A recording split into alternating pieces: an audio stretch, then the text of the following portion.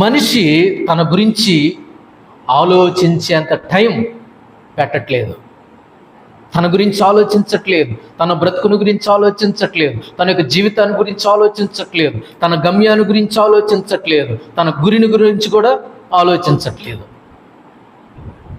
విచ్చలవిడి జీవితానికి అలవాటు పడిపోయినటువంటి జీవితం జీవించే వాళ్ళు చాలామంది ఉన్నారు. ఇలాంటి వాళ్ళందరి గురించి దేవుడు లెక్క అడుగుతాడు. నీకు ఇచ్చిన 50 ఏళ్ల జీవితాన్ని, నీకు ఇచ్చిన 60 ఏళ్ల జీవితాన్ని, నీకు ఇచ్చినటువంటి 70 ఏళ్ల జీవితాన్ని, నీకు ఇచ్చినటువంటి 80 ఏళ్ల జీవితాన్ని, నీకు ఇచ్చినటువంటి 90 ఏళ్ల జీవితాన్ని గురించి దేవుడు ఒకానొక రోజున ఏమడుగుతాడు? లెక్క అడుగుతాడు. జాగ్రత్త. అన్నిటి గురించి బాగానే ఆలోచిస్తున్నావు, నీ జీవితాన్ని గురించి ఎందుకు ఆలోచించట్లేదు? మన జీవితం ఎలాంటిదో తెలుసా అండి? దేవుడు మనకిచ్చిన జీవితం 3 విధాలుగా ఉంది. మొట్టమొదటి విషయం ఏమిటంటే, మన జీవితాన్ని గురించి దేవుడు మనకిచ్చినటువంటి జీవితం ఒక సంపద లాంటిది. ఎలాంటిది? ఒక సంపద లాంటిది. మన జీవితమే ఒక సంపద. మన జీవితమే ఒక సంపద. మన యొక్క జీవితమే ఒక సంపద. దేవుడు మన జీవితాన్ని మన చేతిలో మనకు ఒక సంపదగా ఇచ్చాడు. మన జీవితాన్ని, ఆ సంపదను ఎలా వాడుకోవాలి చెప్పండి? నీ సంపదను ఎలా వాడుకున్నావు ఇందాక?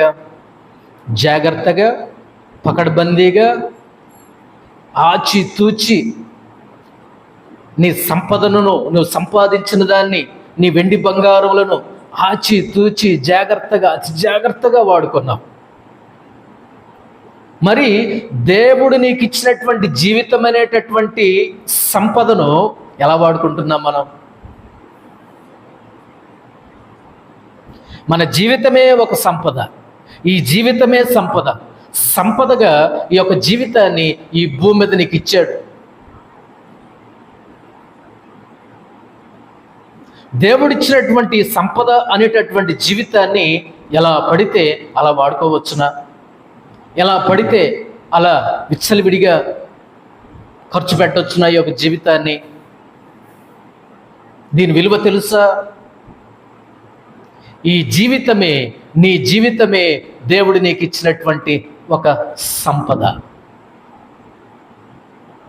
ఇది సంపద అండి. ఈ జీవితం సంపద అండి. శ్రేష్టమైనదండి, సమృద్ధి కలిగినదండి ఈ జీవితం. వెండి బంగారాలు దీనితో సరితూగలివ్వండి. ఈ జీవితం విలువైనదండి, ఘనమైనదండి. మనము విలువైనటువంటి వారినిగా దేవుడు చేశాడు. మనము విలువైనటువంటి వాళ్ళము, విలువైనటువంటి సంపద. ఇశ్రాయేలీయులను గురించి దేవుడు అన్నాడు, మీరే నా స్వాస్థ్యం అన్నాడు. ఏమన్నాడు? మీరు నా స్వాస్థ్యం, మీరు నా భాగ్యం, మీరు నా ప్రాణం అని అన్నాడు దేవుడు. ఈ జీవితాన్ని గురించి 3 విషయాలు చెప్తున్నాను. మన జీవితం దేవుడు మనకిచ్చిన ఒక సంపద లాంటిది. సంపద ఇది. రెండవది చెప్తాను, దేవుడు మనకిచ్చినటువంటి బహుమానం ఈ జీవితం. మొట్టమొదటిది ఏమన్నాను? ఈ జీవితం దేవుడిచ్చినటువంటి ఒక సంపద. రెండవది, ఈ జీవితం దేవుడిచ్చినటువంటి ఒక బహుమానం. ఏమండి, బహుమానాన్ని ఎలా ఉంచుతాం మనం? ఎలా పడితే అలా వాడుకుంటామా? ఎక్కడ పెడితే అక్కడ పెడతామా? ఎలా పడితే అలా విసిరేస్తామా బహుమానాన్ని? ఎందుకోసమని? అది విలువైనటువంటి బహుమానం. దాన్ని మంచి ప్లేస్లో పెడతాం, ఎవరికి అందనంత ఎత్తులో పెడతాం, దుమ్ము పడనియం, ధూళి పడనివ్వం. దాన్ని అప్పుడప్పుడు మెత్తని క్లాత్తో, ఏ క్లాత్ పడితే ఆ క్లాత్ కాదు, మళ్ళీ ఏం క్లాత్తో తుడుస్తాం? మెత్తటి క్లాత్తో దాన్ని తుడిచి ఒకసారి దాన్ని ముద్దు పెట్టుకొని మురిసిపోయి మళ్ళీ అక్కడ పెడతాం. ఏంటది? బహుమానం. కాబట్టి మరి మన యొక్క జీవితం దేవుడిచ్చినటువంటి బహుమానం అండి ఇది. మరి ఈ విషయంలో మనం ఎలా జీవిస్తున్నాం? దేవుడిచ్చినటువంటి బహుమానాన్ని ఎలా వాడుకుంటున్నాం? మొట్టమొదటిగా మన జీవితం దేవుడిచ్చిన సంపద, దాన్ని ఎలా వాడుకుంటున్నాం? రెండవదిగా మన యొక్క జీవితం దేవుడిచ్చినటువంటి బహుమానం ఇది. మానవుడు అంత ఆషామాషిగా లేడండి. మానవ జీవితం అంత ఆషామాషి కాదండి, అంత చులకనైనది కాదండి. నా జీవితం నా ఇష్టం, ఏమైనా అయిపోతా, ఏమైనా చేసుకుంటా, ఎలాగైనా బ్రతుకుతా అంటానికి నువ్వెవడవి, నేనెవడిని? బహుమానముగా ఇచ్చాడు దేవుడి యొక్క జీవితాన్ని, సంపదగా ఇచ్చాడు దేవుడి యొక్క జీవితాన్ని.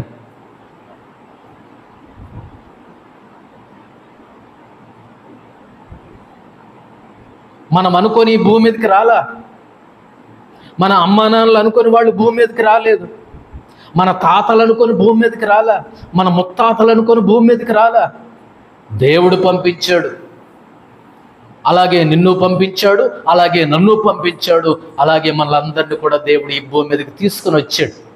బహుమానం అండి ఈ యొక్క జీవితం, బహుమానం అండి, ఇది విలువైనదండి. ఈ బహుమానాన్ని మనం ఎలా వాడుతున్నాం? అది రెండవది. మూడవది, మన జీవితం దేవుడు మనకిచ్చిన అమూల్యమైన గని. ఎలా ఇచ్చాడు ఈ జీవితాన్ని మనకు దేవుడు? అమూల్యమైనటువంటి గనిగా, అమూల్యమైనటువంటి దానినిగా దేవుడు మన చేతుల్లో పెట్టాడు. యొక్క జీవితం అమూల్యమైనది, రత్న రాసుల కంటే, వజ్ర వైఢూర్యాల కంటే ఈ యొక్క జీవితం దేవుడిచ్చినటువంటిది విలువైనది. ఏ వ్యక్తి కూడా తక్కువవాడు కాదండి ఈ భూమి మీద. ఈ మూడింటిని బట్టి, ఏ మూడింటిని బట్టి? మానవ జీవితం ఒక సంపద, మానవుని జీవితం ఒక బహుమానం, మానవుని యొక్క జీవితం ఒక అమూల్యమైనది. ఈ మూడింటిని బట్టి మానవుడు ఏ విషయంలో కూడా తక్కువవాడు కాదు, అధముడు కాదు. మనల్ని ప్రథములుగానే ఉంచాలని మన దేవుడు కోరుకున్నాడు. కానీ ఈ యొక్క జీవితాన్ని ఎలా వాడుకుంటున్నాం మనం? ఎందుకో కానీ అప్పుడప్పుడు మనం ఏమవుతామో తెలుసా? ఎందుకు ఈ యొక్క జీవితం, ఇదేం బ్రతుకు, ఇదేం జీవితం, చి అని అనుకుంటాడు. అరే దేవుడు, నువ్వు విలువైనటువంటి దానివి, విలువైనటువంటి వాడివి, నువ్వు ఒక సంపదవి, నువ్వు ఒక బహుమానానివి, నువ్వు ఒక అమూల్యమైనటువంటి దానివి, అమూల్యమైనటువంటి వాడివని దేవుడు చెప్తుంటే మనిషి అంటాడు, నా జన్మ ఎందుకు, ఈ జన్మ ఎందుకు, అప్పుడే ఎందుకు చావలేదు, ఇప్పుడు దాకా ఎట్లా బ్రతికాను, తనను తానే దూషించుకుంటాడు, తనను తానే శపించుకుంటాడు. అంటే తన యొక్క జీవితం యొక్క విలువ తెలియనోడే అలా మాట్లాడతాడు. అద్భుతం. దేవుని బిడ్డలారా, ఈ భూమి మీద మనకున్నది ఒకే ఒక్క జీవితం. చాలామంది అనుకున్నట్లుగా వచ్చే జన్మలో కుక్కో, నక్కో, పిల్లో, నల్లో, పందో ఇట్లాంటివి ఏమీ ఉండవు. ఇట్లాంటివి ఏమీ ఉండవు. మనకున్నది ఒకే ఒక్క జీవితం, అది ఈ జీవితమే, అది ఈ జీవితమే. మళ్ళీ రామ్, నువ్వు కుక్కవి కావు, పిల్లివి కావు, నక్కవి కాదు, నల్లివి కాదు, పంది అంతకంటే కాదు. ఇంక లేదు, రెండో జన్మ లేదు. బైబిల్ చెప్తుంది ఒకే ఒక్క జన్మ మనిషికి ఈ భూమి మీద.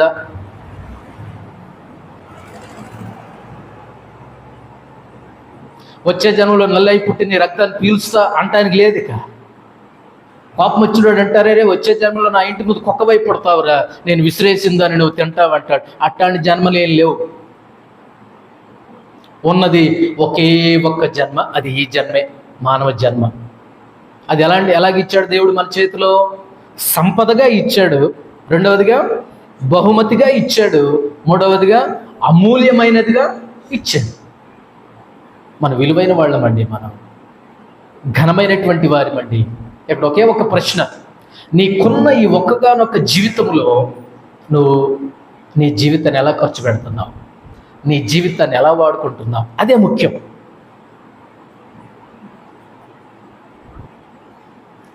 నీ దగ్గర ఉన్నది ఒకే ఒకటి ఉందనుకోండి, దాన్ని నువ్వు ఎలా ఖర్చు పెడతావు? డబ్బులన్నీ అయిపోయినాయి, రూపాయలే ఉన్నాయి, లేకపోతే రూపాయే ఉంది. దాన్ని ఎలా ఖర్చు పెడతావు? ఆచి తూచి జాగ్రత్తగా ఖర్చు పెడతాం. ఇప్పుడు మన యొక్క జీవితం దేవుడిచ్చినటువంటి సంపద, దేవుడిచ్చినటువంటి బహుమానం, దేవుడిచ్చినటువంటి అమూల్యమైనటువంటి గని, దాన్ని మనం ఎలా ఖర్చు పెడుతున్నాం?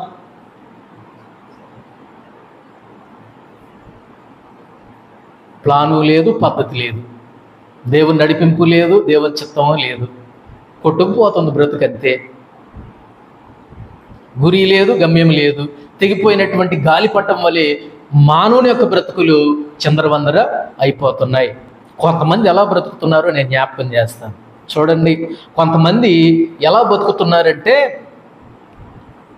కొంతమంది ఎలా బతుకుతున్నారో తెలుసా? 3 రకాలైనటువంటి ప్రజల్ని ఈ సమయంలో నేను జ్ఞాపకం చేస్తాను. ఒక్కటి మాత్రం గుర్తుపెట్టుకుందాం, దేవుడు మనకిచ్చినటువంటి జీవితాన్ని గురించి రేపు పొద్దున దేవుడు లెక్క అడుగుతాడు. లెక్కలు ఉంటాయి, అందరికీ లెక్కలు ఉంటాయి.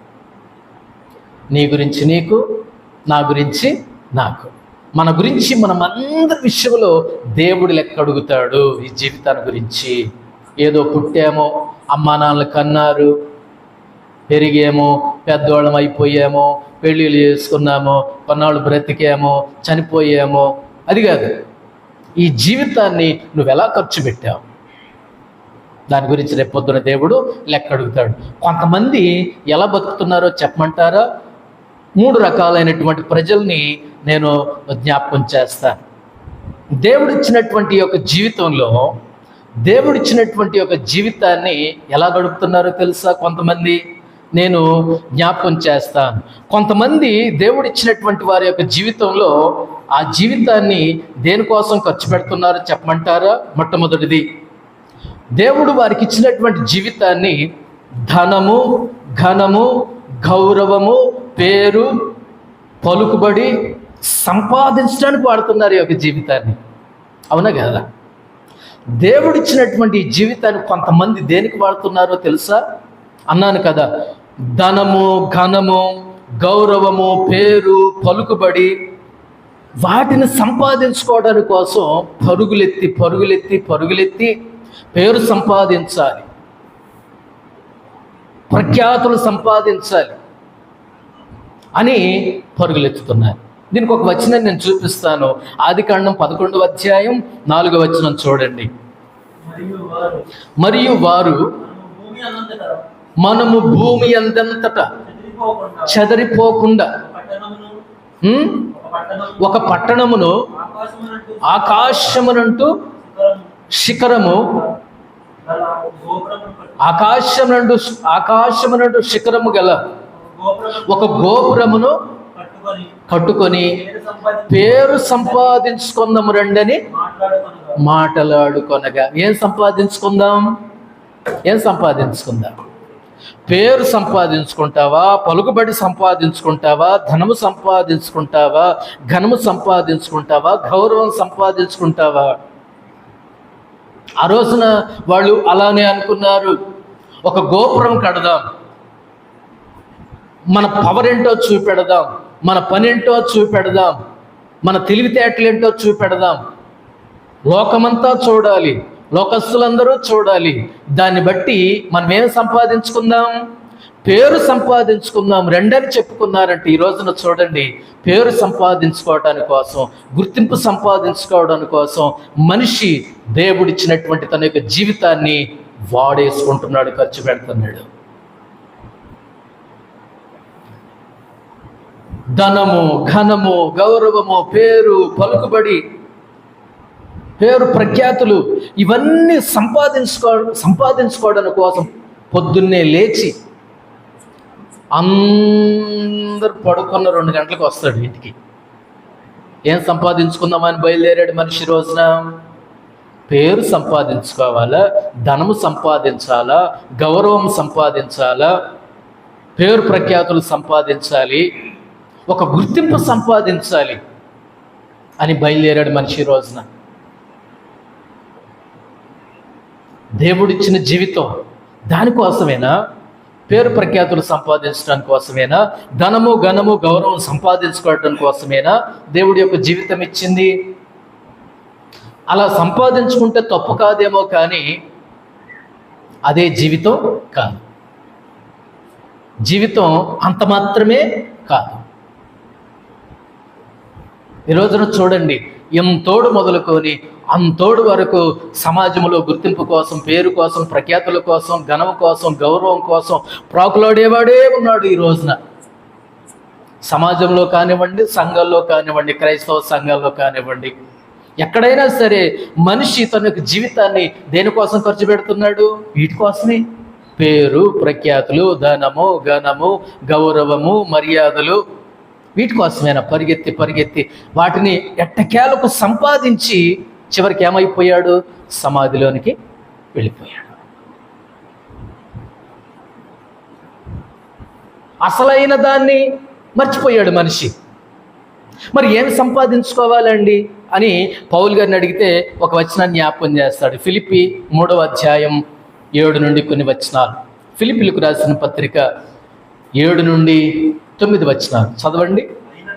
ఆయనను ఏవేవి నాకు లాభకరములయుండెనో వాటిని క్రీస్తు నిమిత్తము నష్టముగా ఎంచుకుని, ఏమంటున్నాడు పౌలు గారు? ఆయనను ఏవేవి నాకు లాభకరములయుండెనో, పేరు వదులుకున్నాడు, ప్రఖ్యాతులు వదులుకున్నాడు, ధనాన్ని వదులుకున్నాడు, ఘనాన్ని వదులుకున్నాడు, గౌరవాన్ని వదులుకున్నాడు, తనకొచ్చే ఆదాయాన్ని వదులుకున్నాడు, తనకున్నటువంటి ఆదాయాన్ని కూడా వదులుకొని తర్వాత నిశ్చయముగా నా ప్రభు అయిన యేసుక్రీస్తును గూర్చిన అతి శ్రేష్టమైన జ్ఞానము నిమిత్తమై సమస్తమును నష్టముగా ఎంచుకొనుచున్నాను.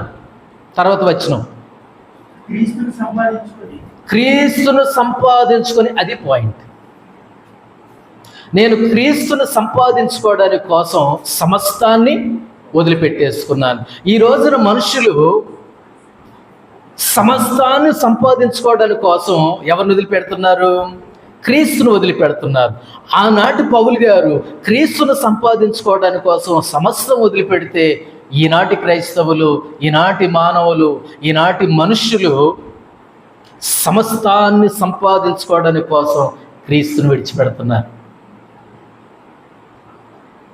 ఎంత విడ్డూరం! దేనికోసం మనిషి పరిగెత్తేది? ఈ రోజున పేరు ప్రఖ్యాతుల కోసం పరిగెత్తి, గౌరవం, ఘనము, మర్యాదలు, ఇవన్నీ వీటి కోసం పరిగెత్తి పరిగెత్తి పరిగెత్తి చివరికి సమాధిలోనికి వెళ్ళిపోయారు.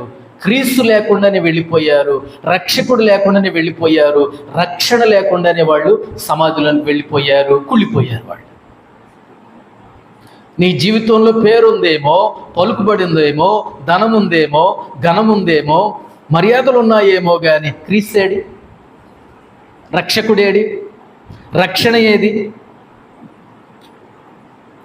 క్రీస్తేసు ప్రభు నీ యొక్క జీవితంలో లేకపోతే నీకు ఎన్ని ఉన్నా, ఎంత ఉన్నా, ఎంత సంపాదించినా, ఎంత కూడగట్టుకున్నా, ఎంత మూటగట్టుకున్నా అవి అన్ని నీతో రావు.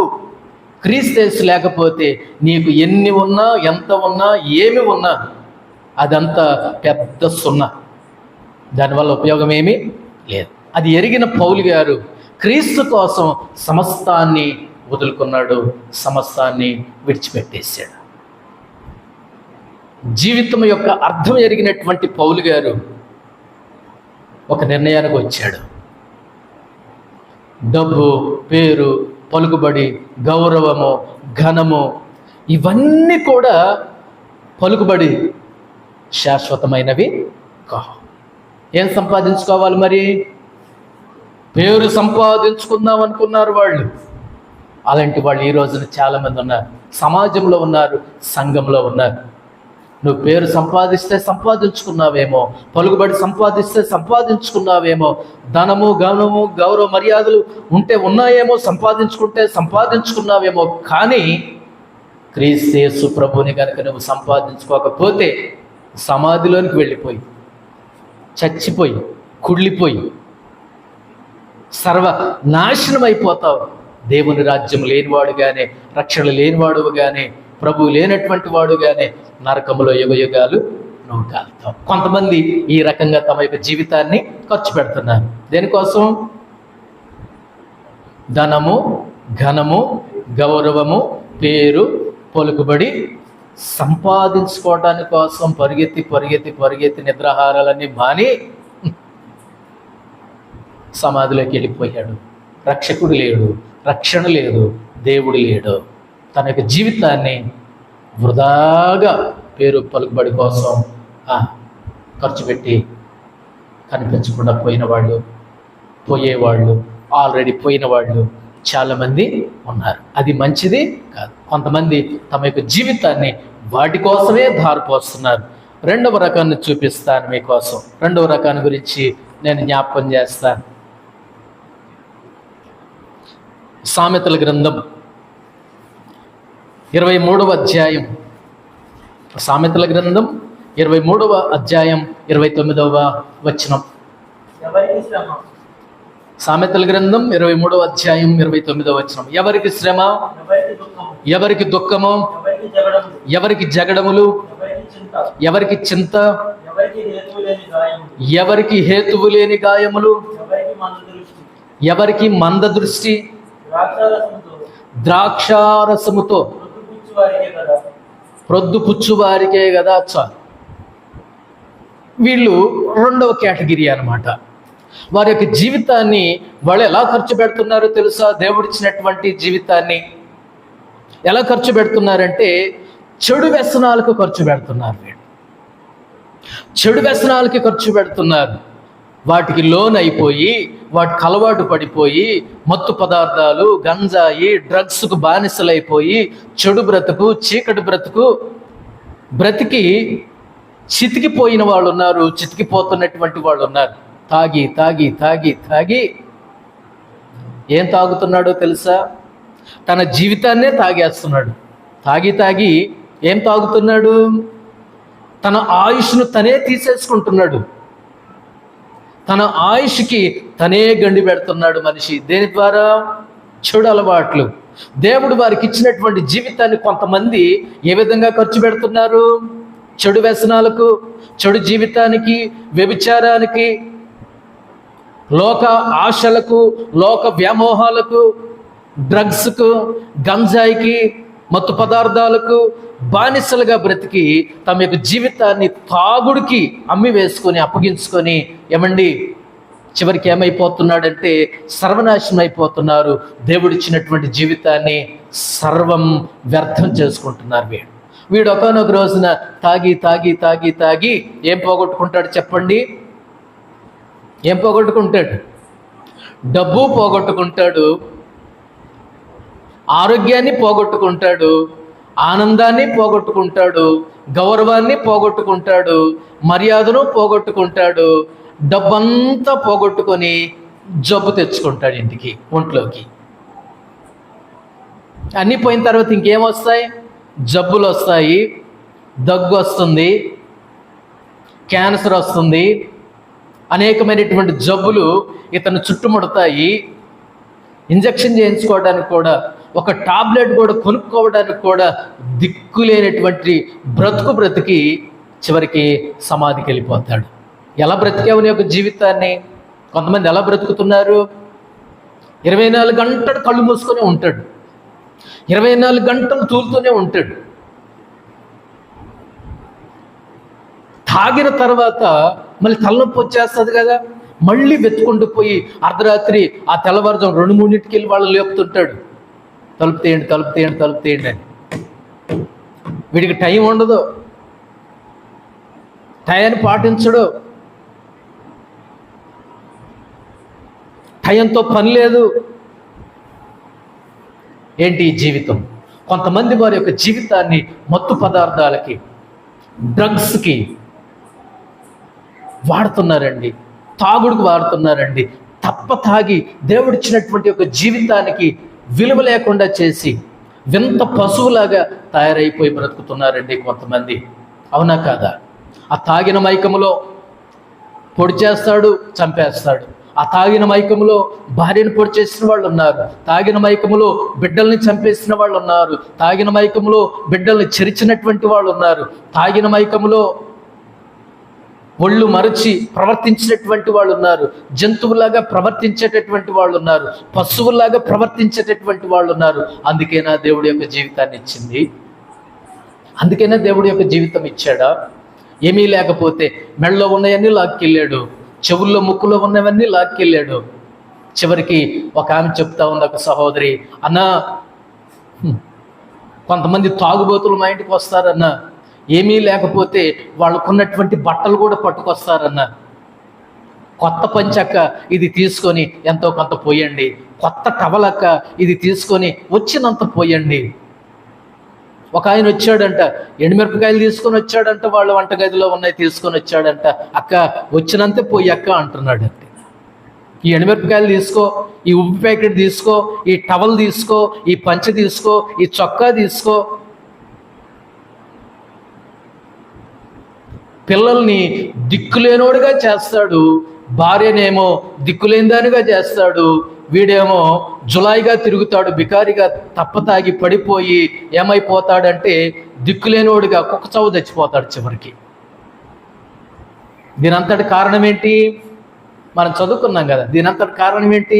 మద్యం, మత్తు పదార్థాలు. దేవుడు నీకు ఇచ్చిన జీవితాన్ని ఎలా ఖర్చు పెడుతున్నావు? మొదటి రకం ఎలా ఖర్చు పెట్టారు వాళ్ళు? దేని ఖర్చు పెట్టారు? ధనము, ఘనము, పేరు, పలుకుబడి, వీటన్నిటి కోసం ఖర్చు పెట్టి సమాధులకు వెళ్ళిపోయారు. క్రీస్తు లేకనే వెళ్ళిపోయారు. ఈ రెండో రకం బ్యాచ్ మొదలయ్యారు. వీళ్ళ జీవితం, వీళ్ళ బ్రతుకు తాగుడు, తాగుడు, తాగుడు, తాగుడు, తాగుడు. వాళ్ళ జీవితాన్ని వాళ్ళే తాగేసి విచ్చలవిడిగా తమ యొక్క జీవితాన్ని ఏం చేస్తున్నారంటే ఎక్కడ పడితే అక్కడ, ఎలా పడితే అలా జీవించి ఎలా పడితే అలా చచ్చిపోయేటటువంటి వాళ్ళు ఉన్నారు. పిల్లల్ని, భార్యను, కుటుంబాన్ని నడి రోడ్డున వదిలేసి వాళ్ళను బిచ్చగాళ్ళుగా చేసినటువంటి ఎంతోమంది తాగుబోతులు మన కళ్ళ ముందు ఉన్నారు. వారి యొక్క జీవితం ఏంటి? వారి యొక్క జీవితం గురేంటి? గమ్యం ఏంటి? దాని జోలికి వెళ్ళొద్దు. అక్కడికి వెళ్ళిన వాడు బాగుపడడు. అక్కడికి వెళ్ళిన వాడు బాగుపడిన దాఖలాలు లేవు. చెడిపోయినటువంటి సందర్భాలు చాలా ఉన్నాయి, కానీ బాగుపడినటువంటి దాఖలాలు లేవు. తర్వాత వచనాల్లో ఇంకేముంది?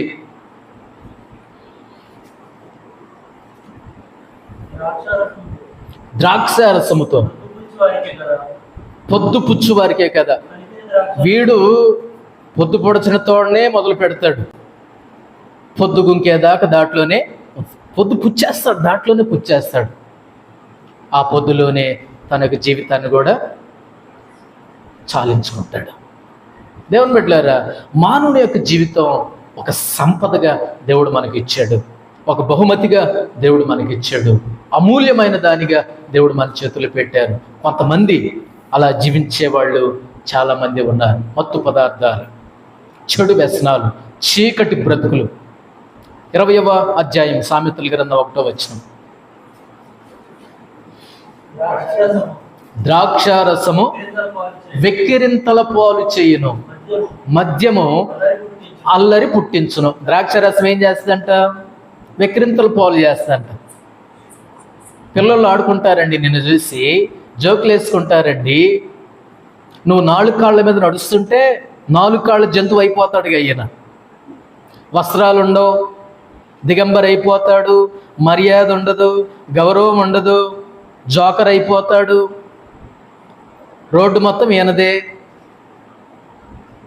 ఎక్కడైనా కనుక పంచె ఇరుక్కుంటే ఎవడరా నన్ను పట్టుకుంది అంటాడంతే. ఈయన అక్కడ పట్టుకుంది లేదు, ఎవరు లేరు. ఆ కంపకి ఇరుక్కుంది అది. కింద పడి దెబ్బలు తగిలించుకున్నాడు. ఎవరికి కారణము లేని దెబ్బలు. ఎవరు ఎన్న కొట్ల. ఈయన అక్కడ పడి ఎక్కడ పడి ఏం తగిలించుకొని వచ్చాడు? దెబ్బలు తగిలించుకొని వచ్చాడు. కుక్క గరిసింది, దెబ్బలు తగిలించుకున్నాడు, వస్త్రాలు చింపుకున్నాడు, తన బ్రతుకునే చింపుకున్నాడు. ద్రాక్ష రసము వెక్కిరింతల పాలు చేస్తుంది. తర్వాత మద్యము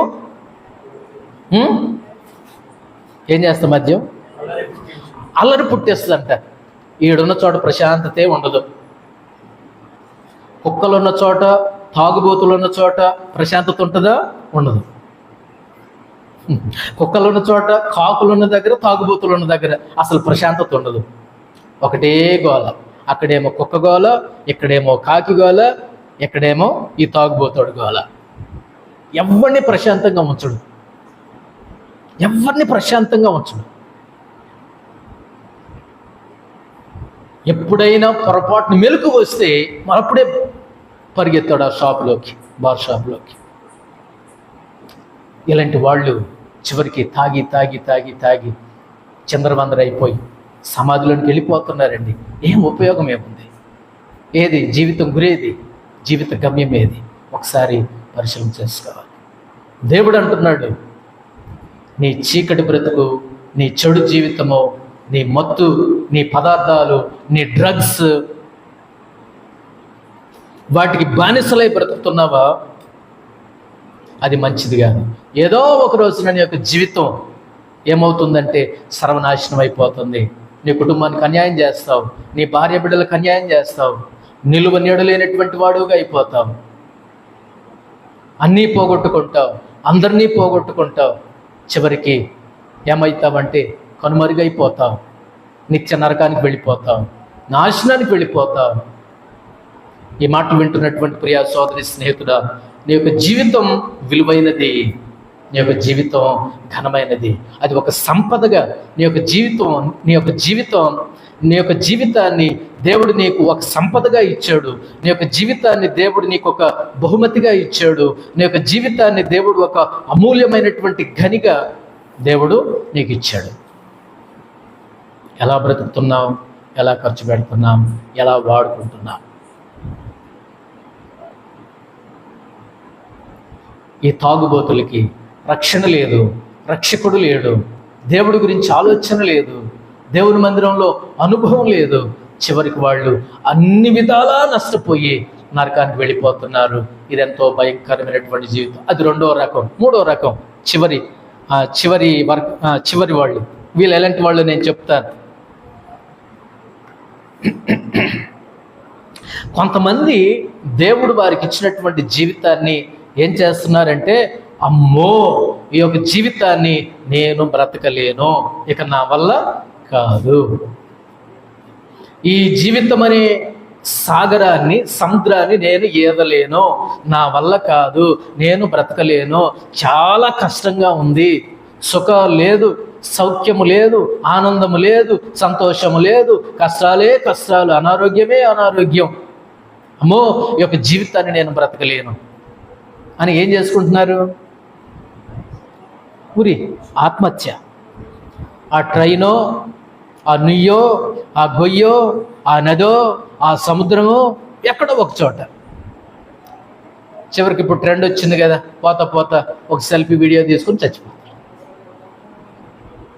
ఒక సెల్ఫీ వీడియో. ఫ్రెండ్స్, నేను బతకాలనుకోవట్లేదు, జీవితం మీద నాకు విరక్తి పుట్టింది, బతుకంటేనే భారంగా ఉంది, నన్ను ఎవరూ ఇష్టపడట్లేదు, నన్ను ఎవరూ ఇలాంటి దానివైతే, ఇలాంటి వాడివైతే నిన్ను ఎవరు ప్రేమిస్తారు? నీ బతుకే బాగలేదు కానీ, నీ జీవితమే బాగలేదు కానీ, చివరికి కొంతమంది ఎలా తమ యొక్క జీవితాన్ని గడుపుతున్నారు వాళ్ళు. ఇక ఈ బ్రతుకు వేస్ట్, ఈ జీవితం వేస్ట్, ఇక నేను బ్రతకలేను, నేను జీవించలేను, బ్రతుకు భారంగా ఉంది, నేను ఇక నెట్టుకుపోలేను, నేను ఇక కొట్టుకుపోలేను ముందుకి, అమ్మో ఈ యొక్క జీవితం నాకు వద్దు అని బ్రతకలేక, నిలవలేక, నిలకడలేక, ధైర్యం లేనివాడు ఏమవుతున్నాడు? ఆత్మహత్య చేసుకోవడానికి వెళ్ళిపోతున్నాడు. చివరికి వాక్యం విన్నవాళ్ళు కూడా అంతే. కొన్నిసార్లు వాక్యం విన్నటువంటి వాడు అంతే, వాక్యం విన్నవాడు కూడా అంతే. దేవుడిచ్చినటువంటి సంపద జీవితం, దేవుడిచ్చినటువంటి బహుమానం నీ యొక్క జీవితం, దేవుడిచ్చినటువంటి అమూల్యమైనది నీ యొక్క జీవితం, దీన్ని అర్ధాంతరంగా, అర్థం లేకుండా మధ్యలోనే ముగించేవాళ్ళు చాలామంది ఉన్నారు. ఎవడిచ్చాడు నీకు అధికారం? ఎవడిచ్చాడు ఆ హక్కు? ఎవడిచ్చాడు? దీనికి అంతటికి పురుకొల్పేది సాతానుడే. జీవితాన్ని సర్వనాశనం చేయడానికి, జీవితం అర్థం పర్థం లేనటువంటి జీవితంగా చేయడానికి కొంతమంది ఎలా అనుకుంటున్నారో తెలుసండి, ఆత్మహత్య చేసుకుందాం, ఏదో ఒకటి చేసుకుందాం, ఇంకొద్ది ఒక జీవితం, ఇంకొద్ది ఒక జీవితం, ఇంకా బ్రతికి ఏం సుఖం, బ్రతుకులు ఇంకేం సుఖం, ఇక జీవించడం నా వల్ల కాదు, ఇక నాకు చేత కాదు అని బతకలేక పిరికి వాళ్ళు ఏం చేసుకుంటున్నారు తమ యొక్క జీవితాన్ని? చిన్న లేదు, పెద్ద లేదు, ముసలి లేదు, ముతక లేదు, చిన్నోడు లేదు, పెద్దోడు లేదు, ధనవంతుడు లేదు, దరిద్రుడు లేడు, ప్రతి ఒక్కళ్ళు ఇదే ఆలోచన. ఈ రోజున బతికి సాధించాలి, నిలబడి సాధించాలి, రక్షకుని సాధించాలి, రక్షణ సంపాదించుకోవాలి. ఎందుకు చావటం? ఎందుకు?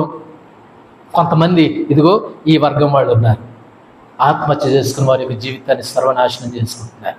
వాళ్ళు నరకానికి, మొదటి వర్గం నరకానికి వెళ్ళిపోయారు, అన్నీ సంపాదించుకున్నారు కానీ క్రీస్తును సంపాదించుకోలేదు. రెండో వర్గం ఎలాంటి వాళ్ళు అంటే మత్తు పదార్థాలు, తాగుడు, జోదము, పేకాట, గంజాయి, డ్రగ్స్, కన్ను మూసినదే కన్ను తెరిచినదే, 24 గంటలు అదే మత్తు. కుటుంబానికి అన్యాయం చేశాడు, భార్య బిడ్డలకు అన్యాయం చేశాడు, తన యొక్క జీవితాన్ని తనే తాగేశాడు, సర్వనాశనం చేశాడు, పిల్లల్ని భిక్షాటను ఎత్తుకునేటటువంటి వాళ్ళుగా చేశాడు, భార్యనేమో దిక్కులేని దానిగా చేశాడు, చివరికి దిక్కులేని చావే చచ్చిపోయాడు. రక్షణ ఏది? మారు మనసు ఏది? రక్షకుడేడి? ఇకనైనా దేవుని దగ్గరికి వస్తే ఆ కుటుంబాలు నిలబడతాయి, దేవుడు ఆ కుటుంబాలను నిలబెడతాడు. మూడవదిగా ఏ మార్గం వాళ్ళు? అమ్మో ఈ జీవితం మా వల్ల కాదు, ఇక బతకలేదు, ఈ సమస్యలేంటి, ఈ శ్రమలేంటి, ఈ అనారోగ్యం ఏంటి, ఈ నిందలేంటి, ఈ అనుమానాలేంటి, ఈ అవమానాలేంటి, అమ్మో ఈ భూమి మీద బతకడం వల్ల పడేది కాదు అని చాలామంది వాళ్ళకాడికి వెళ్ళిపోయేవాళ్ళు చాలామంది ఉన్నారు. ఇది అర్థం లేనిది, దీంట్లో అర్థం లేదు. దేవుడిచ్చిన జీవితాన్ని, అమూల్యమైనటువంటి సంపదను, అమూల్యమైనటువంటి బహుమానాన్ని, అమూల్యమైనటువంటి జీవితాన్ని ఆత్మహత్య చేసుకోవడానికి పొరుగెత్తి చచ్చిపోయే వాళ్ళు నరకానికి వెళ్ళిపోతారు. బైబిల్లో కూడా ఆత్మహత్య చేసుకుని చచ్చిపోయిన వాళ్ళు ఉన్నారు. ఇప్పుడు కూడా కోకొల్లలుగా మన చుట్టూ ఉన్నారు, మనకు తెలిసిన వాళ్ళు ఉన్నారు. అయ్యయ్యో ఎంత చిన్న వయసులో, కొంతమంది పెద్ద వయసులో, కొంతమంది యవ్వనస్తులు, వాళ్ళకేం బాధ వచ్చింది? జీవితం వాళ్ళ చేతులారా ఏం చేసుకుంటున్నారు? ఆత్మహత్య చేసుకొని కడ తీర్చుకున్న వాళ్ళు ఉన్నారు, కడ తీర్చుకోవాలని ఆలోచన కలిగిన వాళ్ళు ఉన్నారు, ఆలోచన చేసుకునే వాళ్ళు ఉన్నారు, అదే ఆలోచనలో బ్రతికే వాళ్ళు ఉన్నారు. చస్తే మన యొక్క జీవితానికి అర్థమే లేదు. మనం అలా చేసామనుకోండి, దేవుడిచ్చినటువంటి బహుమానమైనటువంటి జీవితాన్ని మన చేతులారా ఏం చేసుకుంటున్నాం? సర్వనాశనం చేసేసుకుంటున్నాం. దేవుని బిడ్డలారా, మన యొక్క జీవితం చాలా చాలా అమూల్యమైనటువంటి జీవితం. మనకు సహాయం చేసే గొప్ప దేవుడు ఉన్నాడు. మన యొక్క జీవితంలో, ఈ జీవితంలో దేవుణ్ణి సంపాదించుకుందాం. వారి యొక్క జీవితాన్ని, దేవుడు వారికి ఇచ్చిన సంపదను, దేవుడు వారికి ఇచ్చినటువంటి బహుమానాన్ని, దేవుడు వారికి ఇచ్చినటువంటి అమూల్యమైనటువంటి జీవితాన్ని చేతులారా సర్వనాశనం చేసుకున్నటువంటి వాళ్ళు ఈ 3 తరగతుల వాళ్ళు. దేవుని బిడ్డలారా, మన యొక్క జీవితాన్ని మనం ఎలా ఖర్చు పెడుతున్నాం? మన యొక్క జీవితాన్ని మనం ఎలా వాడుకుంటున్నాం?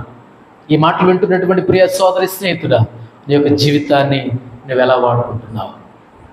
దేవుడు నీ యొక్క జీవితాన్ని నీకొక సంపదగా నీ చేతిలో పెట్టాడు. దేవుడు నీ యొక్క జీవితాన్ని నీ చేతిలో ఒక బహుమతిగా దేవుని యొక్క చేతిలో పెట్టాడు. దేవుడు నీ యొక్క జీవితాన్ని ఒక అమూల్యమైనటువంటి గనిగా దేవుడు నీ చేతిలో పెట్టాడు. నీ యొక్క జీవితాన్ని నువ్వు ఎలా వాడుకుంటున్నావు? నీ యొక్క జీవితాన్ని ఎలా ఖర్చు పెడుతున్నావు? దేవుడు లెక్క అడుగుతాడు. ప్రియ సోదరి స్నేహితులారా, మన యొక్క జీవితంలో ఏ విషయంలో కూడా కంగారు పడవలసినటువంటి అవసరం లేదు. దేవుని కనుక సంపాదించుకుంటే, రక్షకుడిని సంపాదించుకుంటే, రక్షణను సంపాదించుకుంటే, పరలోక భాగ్యాన్ని మనం పొందుకుంటే, మనం రక్షించబడినటువంటి వారం అవుతే దేవుడు మనకు నిత్య ఆనందమును, నిత్య రక్షణను, పరలోకాన్ని, పరలోక భాగ్యాన్ని, పరలోకపు ఆనందాన్ని, శాశ్వతమైనటువంటి ఆనందాన్ని దేవుడు ఇస్తాడు. మనకు జీవిత అర్థం పరమార్థం ఏంటంటే యేసుక్రీస్తు వారిని సొంత రక్షకుడిగా అంగీకరించి ఈ జీవితంలో ఉన్నంత వరకు ఆయన సాక్షిగా ఆయన కోసం నిలబడి ఆయన కోసం జీవిస్తే దేవుడు మనకు జీవితాల్లో అద్భుతమైనటువంటి ఆశీర్వాదంతో నింపుతాడు. మనకు జీవితం అనేక మందికి దీవెనకరంగా ఆశీర్వాదకరంగా ఉంటుంది. మన ఇరుగు పొరుగు వాళ్ళకి, మన కుటుంబంలో ఉన్నటువంటి వారికి మనకు జీవితం ఆశీర్వాదకరంగా ఉంటుంది. అందుకే మన యొక్క జీవితాలను దేవుడు ఆశీర్వదించింది మనము ఆశీర్వాద కారణంగా ఆశీర్వాదకారకులుగా ఉండటానికే దేవుడు మనలను సృష్టించి ఏర్పాటు చేసుకున్నాడు. కాబట్టి దేవుని బిడ్డలారా, ఈ మాట వింటున్నటువంటి సోదరి స్నేహితులారా, ఈ లోకంలో ఒకే ఒక జీవితం మనది. ఏదైనా చేయాలనుకుంటే దేవుని కోసం ఇప్పుడే చేయాలి, మనం ఉన్నప్పుడే చేయాలి, మనం బ్రతికున్నప్పుడే చేయాలి. మనం రక్షణ పొందాలి, మన కుటుంబాన్ని రక్షణలోనికి నడిపించాలి, మన కుటుంబం అంతా కలిసి అనేక మందిని రక్షణలోనికి నడిపించాలి.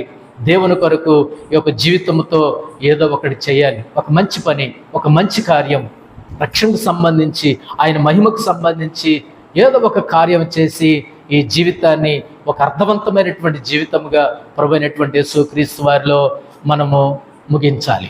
ప్రభువైనటువంటి యేసుక్రీస్తు వారిలో మనం ముందుకు తీసుకుని వెళ్ళాలి. అంతే తప్ప ఈ లోకంలో పేరు కోసమో ప్రఖ్యాతి కోసమో పరిగెత్తి చచ్చిపోయి సమాధిలోనికి వెళ్ళిపోవడం కంటే క్రీస్తును సంపాదించుకోకుండా, అదే మాదిరిగా మన యొక్క జీవితాన్ని మత్తు పదార్థాలకు లోనైపోయి వాటికి అలవాటు అయిపోయి దేవుడి గురించి ఆలోచించక, రక్షకుడి గురించి రక్షణ గురించి ఆలోచించక మత్తులో ఉండటం ముఖ్యం కాదు, అది మంచిది కాదు. కానీ ఆత్మపూర్ణులమై ఉందాం, ఆత్మశక్తి కలిగి మనం దేవునిలో సాగుతాం, దేవుడు మనల్ని దీవిస్తాడు. కాబట్టి మనం మూడోదిగా చావనవసరం లేదు, పిరికి వారిలా పనిచేస్తారు. దేవునిలో ధైర్యము కలిగి, దేవునిలో దీవించబడి, దేవునిలో ఉన్నటువంటి బలమును శక్తిని పొందుకొని లోకంలో కష్టమైన, నష్టమైన, ఇరుకైన, ఇబ్బంది అయిన నిలబడి దేవుని కోసం దేవుడిచ్చినటువంటి జీవితముతో దేవుని కోసం మహిమగా జీవించాలి. అలాంటి కృప దేవుడు నీకు, నీ కుటుంబానికి, మనందరికీ దయచేసి దీవించి ధైర్యపరిచి ముందుకు నడిపించునుగాక. దేవుడి మాటలు దీవించునుగాక.